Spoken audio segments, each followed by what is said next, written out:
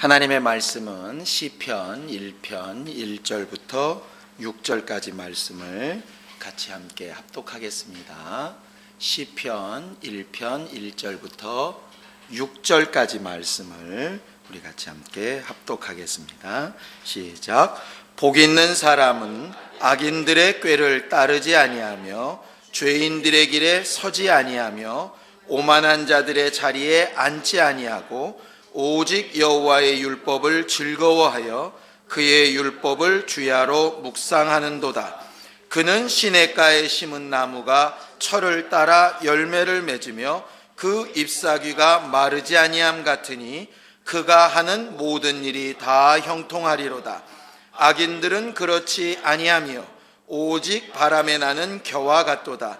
그러므로 악인들은 심판을 견디지 못하며 죄인들이 의인들의 모임에 들지 못하리로다. 무릇 의인들의 길은 여호와께서 인정하시나 악인들의 길은 망하리로다. 아멘. 1절만 다시 한 번만 함께 읽겠습니다. 시작. 복 있는 사람은 악인들의 꾀를 따르지 아니하며 죄인들의 길에 서지 아니하며 오만한 자들의 자리에 앉지 아니하고. 신앙생활은 피할 것을 피해 나가는 영적 싸움을 하는 것입니다. 우리가 흔히 신앙생활을 영적 전쟁이다 이렇게 부르는데, 전쟁은 꼭 맞붙어 싸워야만 전쟁은 아니죠. 지금 우리나라가 북한과 이렇게 대치되어 있어서 어떻게 보면 전쟁 중입니다. 근데 실제로 치고받고 하는 전쟁은 아니고 어떻게 해서든 그 싸움을 피해 나가는 전쟁을 하고 있죠.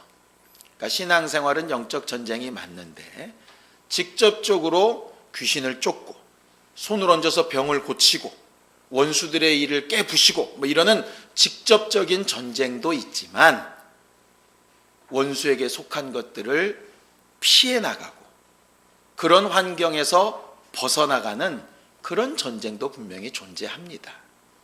이 두 가지를 다 가지고 있는 것이 영적 전쟁이에요. 오늘 이 저녁에 우리는 기도하러 나온 것이 결국 그 영적 전쟁을 하러 온 것입니다. 당장 정말 앞에 절벽처럼 되어지는 문제가 있다면 홍해바다를 가르듯이 여리고 성을 무너뜨려내듯이 깨치고 나가는 전쟁에 승리해야 될 것이고요. 마땅히 또 그런 문제가 혹 없을지라도 우리 주변이나 환경에 그런 환경이나 원수들의 역사가 될 만한 부분들을 미리 피해 나갈 수 있는 그런 지혜와 영감들이 우리 모두에게 있기를 예수님의 이름으로 축원합니다. 성경을 좀 보죠. 디모데전서 6장 11절 12절을 좀 함께 보겠습니다. 디모데전서 6장 11절 12절입니다. 함께 읽습니다. 바울이 그의 영적 아들인 디모데에게 이렇게 해야 하나님의 사람이다 라고 말한 것이 있는데, 11절 12절 함께 읽습니다. 시작. 오직 너 하나님의 사람아 이것들을 피하고 의와 경건과 믿음과 사랑과 인내와 온유를 따르며 믿음의 선한 싸움을 싸우라. 영생을 취하라. 이를 위하여 내가 부르심을 받았고 많은 증인 앞에서 선한 증언을 하였도다. 이렇게 되어져 있습니다. 저는 오늘 여러분들한테 부탁하고 싶은 것은 시편 1편 1절과 디모데전서 6장 11절 12절 말씀을 연결해서 읽었으면 참 좋겠습니다. 왜냐하면 거기 오직 너 하나님의 사람아 이것들을 피하고 할 때가 악인들의 꾀, 죄인들의 길, 오만한 자의 자리, 그것들은 피하고 이런 것은 쫓아라 이렇게 하는 말과 아주 딱 대비가 되는 말씀이기 때문에 그렇습니다. 디모데전서에 말씀하고 있는 것처럼 우리들은 반드시 피해야 될 것과 따라가야 될 부분들을 잘 분별할 줄 있는 그런 신령한 영감을 구하고 또 얻게 되는 오늘 저녁이 되기를 예수님의 이름으로 축원합니다. 오늘 본문 1장 1절의 시편에서 말하는 것처럼 복 있는 사람의 첫 번째 특징이 뭐냐 하면 피할 것을 피해 나가는 사람입니다. 초대교회에 예수 믿고 구원을 받은 사람들이 율법을 지켜야 되냐 말아야 되냐 하는 문제로 굉장히 어수선했던 때가 있었습니다. 특별히 유대인으로서 어려서부터 율법 교육을 잘 받았던 사람은 그게 큰 문제가 아닌데, 갑자기 이방인으로서 예수를 믿은 사람들은 이 율법과 예수 그리스도의 복음 관계를 연결을 못 시켜가지고 굉장히 갈등을 빚게 되지요. 그래서 갈라디아서나 로마서 같은 경우가 결국 율법으로 돌아갈 거냐 아니면 복음으로 완성을 시킬 거냐 하는 문제에 대비된 글들입니다. 그때에 초대교회의 리더들, 예루살렘 교회의 리더들이 정해놓은 법칙이 있습니다. 자, 사도행전 15장 28절 29절, 사도행전 15장 28절 29절 함께 같이 읽겠습니다. 사도행전 15장 28절 29절 함께 읽죠. 시작. 성령과 우리는 이 요긴한 것들 외에는 아무 짐도 너희에게 지우지 아니하는 것이 옳은 줄 알았노니 우상의 제물과 피와 목매어 죽인 것과 음행을 멀리할지니라. 이에 스스로 삼가면 잘 되리라. 평안함을 원하노라 하였더라. 이렇게 되어 있습니다. 사도 바울은 이 말씀을 근거로 해서 가는 곳마다 똑같은 말씀을 전합니다. 다른 것을 짐 지우는 것이 아니라 딱 4가지만 짐을 지운다 이 말이죠. 우상 숭배하는 것, 짐승의 피와 예수의 피를 동일선상에 놓는 것, 그 다음에 음행하는 것, 그 다음에 목매어 죽인 것, 저주받은 일에 참여하지 아니하는 것, 이런 것들로 그들의 삶을 딱 기준 지어 놓고 이것들을 피하고 나서는 성령의 감동으로 무엇이든지 이렇게 할 수 있도록 정해 놓은 것이죠. 결국 초대교회에도 딱 정해진 피해야 될 부분들이 있습니다. 이 부분은 논의를 할 필요가 없는 부분이라 이 말입니다. 우리가 신앙생활을 할 때 적어도 우리 각각이 마음속에 하나님과 우리의 관계에서 이 부분만큼은 내가 절대로 용납할 수 없는 부분, 그 부분들을 좀 만들어 놨으면 좋겠다는 생각을 합니다. 예를 들어서 제사하는 부분은 내가 절대로 용납할 수 없다. 다른 거는 내가 다 한다. 아니면 내가 우상을 숭배하는 부분은 절대로 그렇게 할 수 없다. 아니면 나는 가정을 깨는 일만큼은 무슨 수를 써도 난 할 수 없다. 아니, 어떤 하나님의 말씀에 딱 내가 스스로 정해놓은 절대적으로 피해야 될 것들을 정해놓고 그 안에서는 좀 자유함으로 신앙생활하는 게 필요할 것 같다 하는 것이죠. 왜냐하면 그마저도 없으면 이제 사람이 방종하게 되지 않겠습니까? 우리가 흔히 하나님은 어디에나 계시다, 마치 북왕국 사마리아 사람들처럼 어디에나 계신데 꼭 교회 가서 뭐 할 필요가 뭐 있겠느냐, 아무 데서나 고개 숙이면 하나님 거기 계시지, 틀린 말은 아닌데 적어도 내가 딱 피해야 될 기본적인 내 신앙생활만큼은 정해놓고 그 부분까지 침해당하지 않도록 해야 되는 것은 꽤 중요한 문제라고 생각을 합니다. 그래서 시편은 첫머리부터 우리가 절대로 피해야 될 신앙생활의 기본 중심에 대해서 이야기하고 있는 것이거든요. 오늘 다윗은 뭐라고 얘기하느냐 하면, 복 있는 사람, 복의 통로가 되는 사람은 반드시 3가지에서 피해야 된다, 그렇게 얘기를 합니다. 첫 번째가 뭐냐면 악인의 꾀입니다. 여기 악인이라고 하는 말의 원뜻은요, 죄가 확정된 사람, 이런 뜻입니다. 죄의 결과가 드러난 사람, 이런 뜻이에요. 우리는 흔히 죄와 악을 가를 때 죄는 하나님에 대한 거, 악은 사람에 대한 거, 보통 이렇게 구분을 하는데 그 구분도 틀리지 않은 것은 이런 겁니다. 죄는 본래 우리 안에 있는 것이고요, 악은 그 죄의 결과가 드러난 겁니다. 우리가 흔히 이런 얘기를 합니다.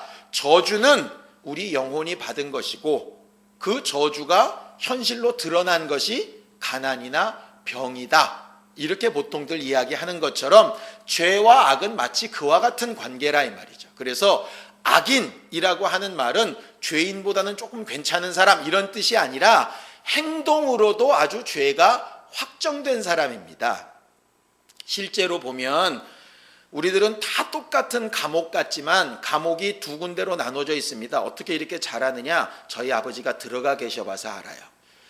재판으로 죄가 확정되기 전까지는 구치소라는 데 갑니다. 거기는 이제 아직 확정되지 않은 죄인이고요. 구치소가에서 확실히 이제 죄가 땅땅 돼서 실형을 맞으면 이제 그때는 교도소에 갑니다. 그건 이제 진짜 죄인인 거예요. 만약에 그걸 빗대서 얘기하자면 구치소에 있을 때가 죄인이면 교도소에 들어간 게 악인입니다. 그러니까 여기서 악인은 더 큰 종류를 얘기하는 거예요. 악인이 더 낫다는 얘기가 아닙니다. 그러니까 정말 죄와 악은 거의 똑같은데 악인은 죄가 확정된 사람이에요. 근데 죄가 확정된 사람들의 특징이 뭐냐 하면 꾀를 부린다 하는 것이죠. 그 꾀에 대해서는 전도서에 이런 말씀이 있습니다. 전도서 7장 29절에 보면 솔로몬이 이렇게 얘기합니다.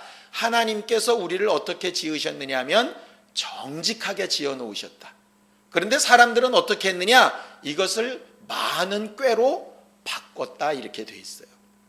우리는 흔히 저 사람은 꾀가 많은 사람이야, 이걸 좋은 뜻으로도 쓰는데 성경은 꾀라는 얘기를 한 번도 좋은 것으로 쓴 적이 없습니다.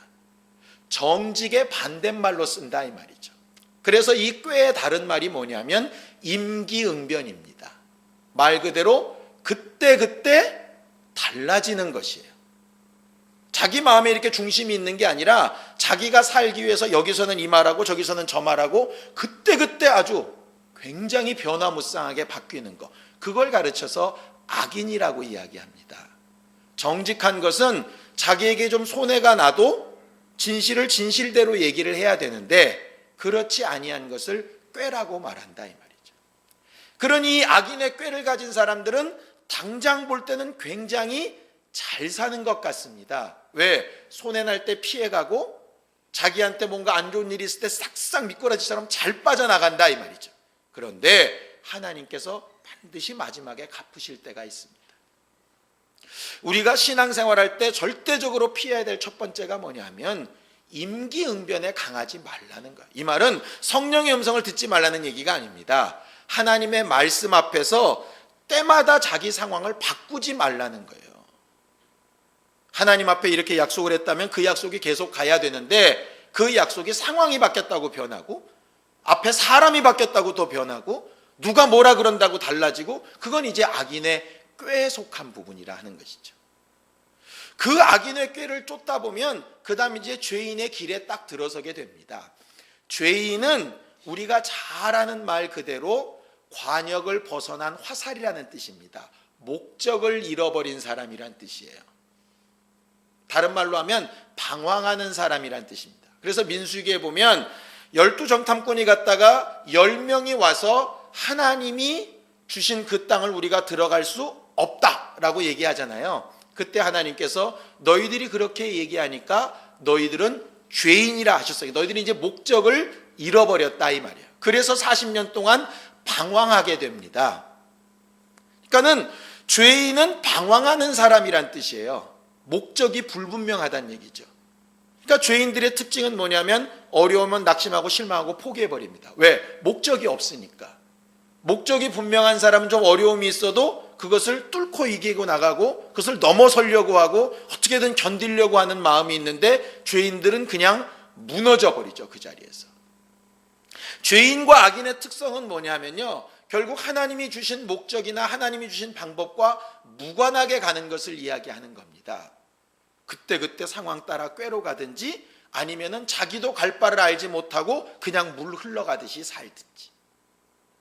제일 나쁜 것은 오만한 자인데요, 오만한 자의 원래 뜻은 다른 말로 교만이란 뜻인데 실제 단어 뜻은 조롱하다 이런 뜻입니다.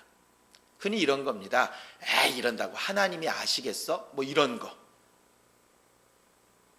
그러니까는 실제적으로 구약에도 그런 사람들이 많이 있습니다. 사마리아 성이 온통 포위되었다가 그들이 그 다음날 하나님의 구원이 있을 것이라고 얘기했을 때 장관 하나가 얘기하죠. 하나님이 하늘에 창을 내신들 그게 가능하겠느냐고. 그게 이제 오만한 자입니다. 자기 생각이 하나님의 생각 위에 있다는 거죠.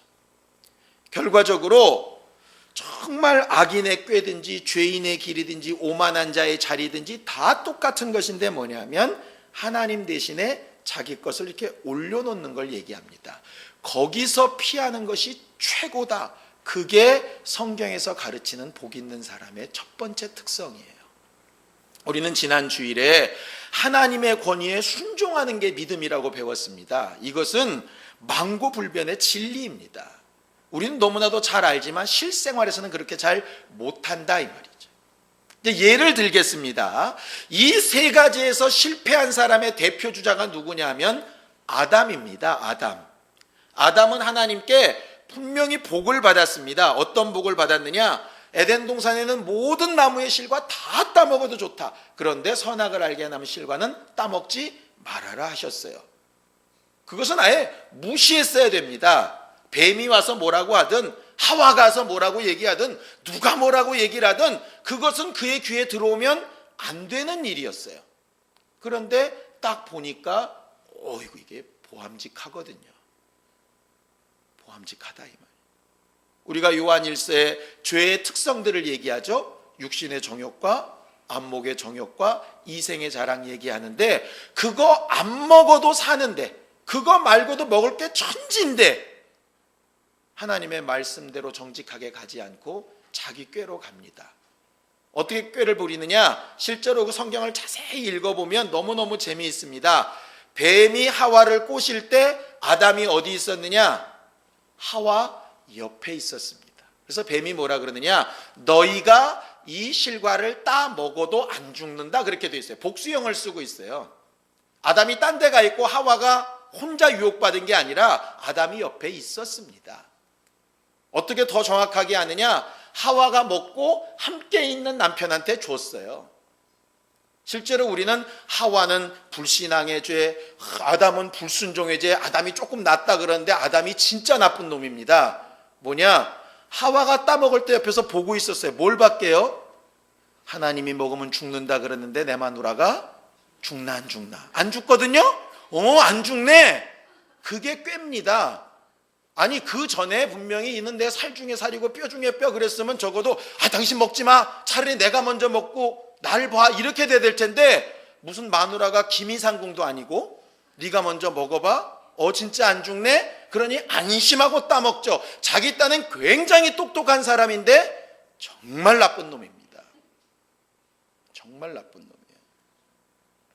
결과적으로 꾀의 한계가 그거라는 거예요. 아담이 거기서 실패했어요. 결과적으로 그거 보지도 말고 자기를 지혜롭게 할 만하다고 착각하지도 말고 그랬어야 되는데 본래 목적도 까먹죠. 동산을 지키라 그랬더니 동산을 마귀한테 다 내줘서 목적도 상실한 자가 되고, 그 다음에 하나님께서 회개하라고 얘기하셨더니 뭐라 그럽니까? 너 왜 따먹었냐고. 말이 걸작입니다. 하나님이 나한테 줬던 저 여자 때문에 이렇게 됩니다. 결과적으로 여자하고 하나님하고 싸잡아서 당신들 때문이지 나는 아니다라고 얘기하거든요. 결과적으로 실패는 거기서 오는 겁니다. 나름 꾀돌이처럼, 나름 이렇게 하는 게 더 지혜로운 것처럼, 나름 이렇게 하는 게 더 나은 것처럼 자기만 쏙 빠져나가려고 하지만 결국은 망하는 지름길이 거기에 있다는 거죠.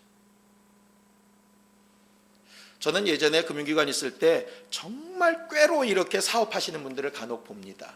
아주 극명하게 대비된 두 분이 있어요. 그런데 지금 와서도 보면요, 우직하게 정말 적은 이익이 나는 것지만 하나를 이렇게 간 사람들이 아직까지 살아남습니다. 나름 그때 주식해서 뻥튀기고 뭐 투자 끌어들인다고 뭐하고 했던 사람 하나도 안 남았습니다. 실명을 대라 그러면 저는 될 수도 있어요. 성경은 정직하게 수고하고 노력하고 그 목적대로 가는 것에 대해서 복이라고 얘기를 하지 뻥 튀기는 것을 복이라고 말하지 않거든요. 아담은 거기에 실패한 사람입니다. 반대로는 아브라함은 성공한 사람이에요. 그래서 복의 통로가 됐습니다. 하나님께서 아브라함에게 얘기하십니다.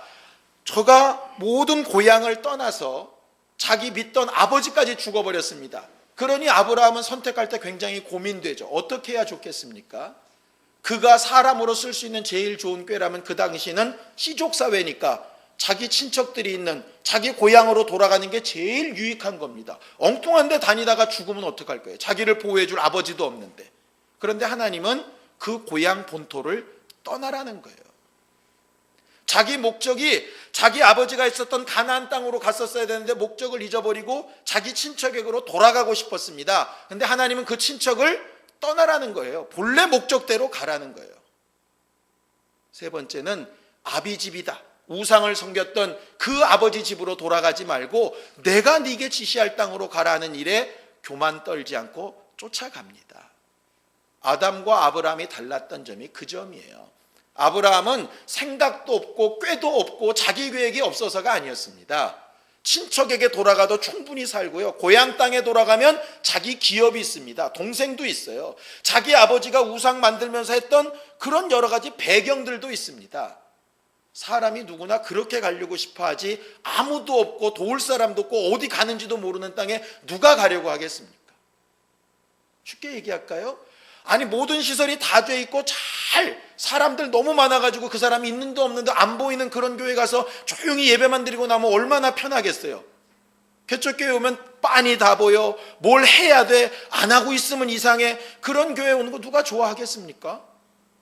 그런데 주의 명령이 그렇다면 그렇게 가야 되겠죠. 아브라함은 그 부분을 쫓아갔던 사람이었습니다. 예수님도 성공한 케이스지요. 예수님도 마귀가 옵니다. 순서를 좀 바꾸겠습니다. 뭐라고 얘기하느냐? 야, 뭐 어렵게 사람들한테 가서 복음을 전하고 그렇게 얘기를 하냐? 어떻게만 하면 사람들이 와 몰려들 텐데 그냥 성전 꼭대기에서 뛰어내려. 한 번만 뛰어내리면 사람들이 와 몰릴 텐데 뭘 그렇게 고생하니? 야, 참 머리를 좀 써라. 머리를. 그렇게 발발대고 발걸음 할 거 뭐 있냐? 그냥 한 판에 하면 되지. 그런데 예수는 그 방법을 안 쓰시죠. 하나님을 시험치 말라 하셨다. 전도에 미련한 것으로 하라 하시는 그 방법대로 그는 일해 나가기 시작합니다. 야, 너 배고프지 않냐? 너 주의 일을 해야 되는데 너 배고파 죽으면 안 되지 않냐? 돌로 떡 만들어 먹어라 할 때도 예수는 인정하십니다. 맞다, 그것도 맞다. 그러나 나는 신령하고 영적인 하나님의 명령의 일을 먼저 하기로 했기 때문에 그대로 쫓아가지 아니하신다 이 말이죠.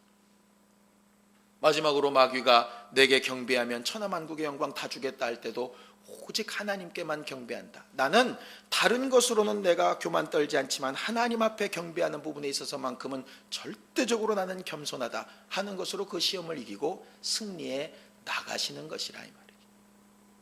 우리는 3명을 받습니다. 3가지에서 실패했던 아담도 받고 성공했던 아브라함과 예수님도 받습니다. 근데 오늘 이 성경을 쓰고 있는 다윗은 어땠냐? 꼭 우리 같았어요. 이거는 성공이라고 보기도 뭐하고 실패라고 보기도 뭐합니다. 이겁니다. 밧세바 사건 말입니다. 다윗이 정말로 지나가다가 밧세바를 딱 봤는데 옥상에서 목욕하고 있는 밧세바를 보니까 눈이 확 돌아갔어요. 저 여자를 어떻게 하면 내 사람을 만들 수 있을까? 온갖 꾀를 막 반짝반짝대고 내지요.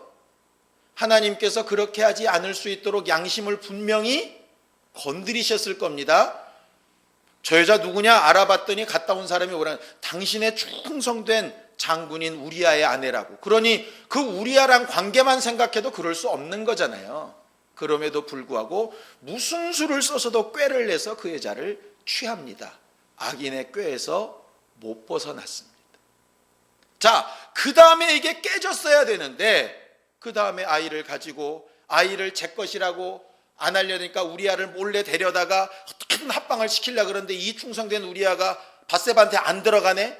그러니까는 죄가 더 커져가지고 이제는 우리아를 갖다가 전쟁터에서 일부러 험지로 보내서 죽여버리죠. 죄인의 길로 막 달려갑니다. 맨 마지막 하나님께서 나단을 통해서 젊은 선지자를 통해서 다윗에게 얘기합니다. 한쪽은 일국의 황제고 이 사람은 정말 이제 신학교 갓 나온 젊은 선지자입니다. 이 선지자가 가서 그 왕에게 책망하기 시작합니다. 당신 나쁜 사람이라고. 진짜 다윗이 하나님의 마음에 합한 경우는 첫 번째, 두 번째는 실패했는데 제일 중요한 세 번째에서 성공을 합니다. 그 앞에서 자기의 죄를 고백하고 오만한 자의 자리에 앉지는 않고 되돌아 나온다. 저는 이 말씀을 생각하면서 그런 생각이 들었습니다. 성경이 아담하고 아브라함과 예수 이렇게 극과 극으로만 딱 갈리면 우린 절망입니다. 왜냐하면 악인의 꾀요 수없이 손가락으로 세면서 우리 그렇게 삽니다. 죄인의 길요 말은 떡두꺼비처럼 자라는데 실제로 사는 건 여전히 죄의 길로 삽니다. 그런데 다윗처럼 적어도 하나는 안 넘어가는 것은 적어도 말씀으로 깨달아지고 하나님께서 내게 가르치실 때 교만만 떨지 않으면 우리는 돌아갈 수 있는 길이 아직 열려 있다는 거예요. 그래서 다윗이 얘기하는 겁니다. 악인에게 쫓지 말아야 된다. 그러나 쫓을 수 있다. 죄인의 길 가지 말아야 된다. 그러나 갈 수 있다. 그런데 제발 오만한 자의 자리에 철퍼덕하고 앉지는 말라 이 말. 우리가 이전에게 기도하고 나온 것이 그것입니다. 적어도 이 시간 우리가 꾀를 따라갔던 걸 책망하실 수 있어요. 우리가 죄인으로 살았던 거 말씀하실 수 있습니다. 그 말씀이 듣고 생각날 때 이걸 무시할 거냐, 아니면 그것을 성령의 음성으로 듣고 다윗처럼 무릎을 꿇을 거냐, 거기서 복의 통로가 되느냐 막히느냐 둘 중에 하나가 결정이 납니다. 오만한 자의 자리에 앉지 않는 사람은 죄인의 길도 돌이켜야 되겠죠. 죄인의 길에서 돌이킨 사람은 가능하면 꾀도 쫓지 않고 정직하게 살아야 되겠죠. 복의 방향성이 있다고 지난주에 말씀드렸죠. 복의 방향성이 분명한 사람은 절대로 오만에서 죄로, 죄에서 악으로 계속 빠져나오는 방향을 계속 피해 나가게 되는 것입니다. 이전에게 기도할 때 우리가 정말 혹 마지막까지 간 적은 없는지, 스스로 옳다여서 그냥 오만한 자의 철부덕 주저앉아 버리진 않았는지, 그렇다면 지금이라도 주의 말씀이 들리고 하나님의 감동이 내게 있어서 회개할 부분들이 돌이켜질 수 있도록 그렇게 기도하기를 원합니다. 다윗처럼 말이에요. 그래서 정말 우리의 삶이 맨 마지막 날 뒤돌아봤을 때에 우리가 아까 찬양했던 것처럼 정말 천국문 바라보고 내가 이렇게 살지 않았으면 어쩔 뻔했느냐, 이렇게 말할 수 있는 사람들이 되기를 바랍니다. 여러 가지 문제들이 있을 겁니다. 공격적인 전쟁할 필요도 있을 겁니다. 원수를 막 쫓아내고 하는 그런 것도 분명히 있을 겁니다. 근데 그보다 더 중요한 거, 먼저 있어야 될 거, 피해 나가야 될 때 과연 내가 잘 피해 나가고 있느냐, 아니면 어딘가 발목 잡혀서 주저앉아 있지 않느냐, 스스로 뭔가 옳은 것처럼 착각하고 있지 않느냐, 그 부분을 회개하는 것으로 돌아가고 하나님께서 나를 도우시는 것으로 돌아가야 적극적인 전쟁에도 가서 이길 수 있지 않겠습니까? 시간 예수여 두 번 부르고 간절히 같이 기도할 때, 하나님, 내가 사람의 꾀를 무시하며 사는 것도 참 어렵고 죄인의 길에서 벗어나는 것도 정말 힘든 문제이지만 적어도 오만한 자의 자리에 앉는 것만큼은 하지 않을 수 있도록 성령께서 날마다 나를 깨닫게 하시고 이 저녁에도 나로 생각나게 하셔서 회개하게 하시고 돌아가게 하시고 주의 권위만 기억하게 하시고 오직 주께만 경배하는 사람 되게 하시고 내 모든 것을 하나님 앞에서만큼은 다 내려놓고 하나님의 도우심과 증거를 얻는 그런 신앙생활 할 수 있는 사람 되게 하여 주시옵소서. 예수여 두 번 부르고 간절히 같이 기도하겠습니다. 거룩하신 하나님, 하나님 앞에 기도하러 나올 때 믿음으로 감사로 하나님 앞에 행한 모든 일들을 기억하여 주셔서 하나님이 저들과 함께 계신 증거를 보게 하여 주시옵시고 일평생 악인의 꾀에서 죄인의 길에서 오만한 자의 자리에서 절대적으로 벗어나고 하나님을 가까이 하는 신령한 우리 모두가 다 되도록 도우시고 역사하여 주시옵소서. 이제는 우리 주 예수 그리스도의 은혜와 하나님 아버지의 극진하신 사랑과 성령님의 감동하시고 역사하시는 분명한 증거가 오직 하나님의 말씀대로 피할 것을 피하고 가까이 할 것을 가까이 하기로 결심하며 기도한 모든 주 예수의 사람들 위해 이제부터 영원까지 함께 있을지어다. 아멘.